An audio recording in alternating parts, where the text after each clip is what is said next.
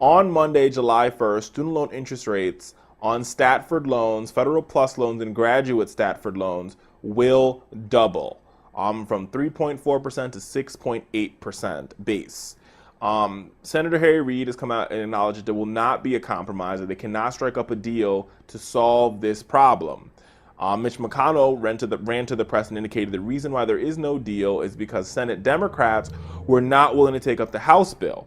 Let me explain something for you, because I think this is important that we break this down. I've broken it down before, but I think education and knowledge is power. So I'm going to break it down again for you. The House bill would tie student loans solely to the market. So yes, right now a student entering undergraduate or getting a plus loan or getting a graduate loan would only pay maybe 2-3%.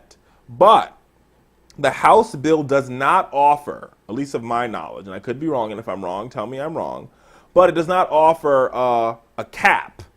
So that means, even if it did offer a cap, all the caps we've heard about in the marketplace are 8.6%, meaning that next year, mind you, this would not happen, but hypothetically, next year, if we enter into an inflationary period in our economy, i.e. where the government decides to raise interest rates, that raising of the interest rates will also raise the rates of student loans, meaning you could, this year you could pay 1.2%, next year you can pay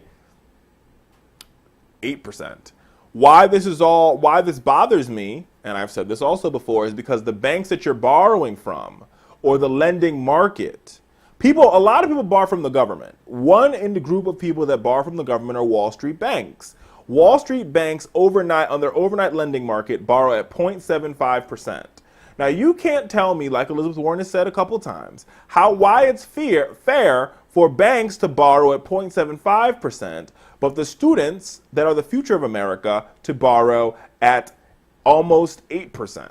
Now, Parent Plus loans are loans that are usually taken out by the parents, so the parents are the signers of the loans for their children to get an education. These loans are very, very, very popular in working class families and in the African American community. Increasing those interest rates would basically block entry for millions and thousands upon thousands of African American students to pursue an education. So I think that deal's a non-starter. At the end of the day, on Monday, between Monday and Tuesday, Congress will go on vacation and leave the students and leave millennials in this country in the boiling pot of the American dream. So it really seems as though, to me, Congress is going to vacation on the American dream, or they're pressing the snooze button as time ticks away on trying to solve the problems that exist in the American dream. Either way, however you slice this cookie, however you cut this cake, right? However you scoop this ice cream, Republicans and Democrats in Congress are selling the millennials a raw deal. A raw deal. A raw deal. They talk about trying to solve the deficit problems. One of the best ways to get this country out of deficit and to get this country out of debt is deficit spending. We know that to be the case. FDR did it. It worked. Right? This stuff works. They don't want to do it, and they want to suffer. They want this all to happen on the backs of the American people. And one thing before we get to the show that I want you to know about is that the sad part here, and the irony here, and the ha-ha, as I would say, or the Jesus take the wheel fact, is that they're debating about an interest rate, but ask yourself this one question, America.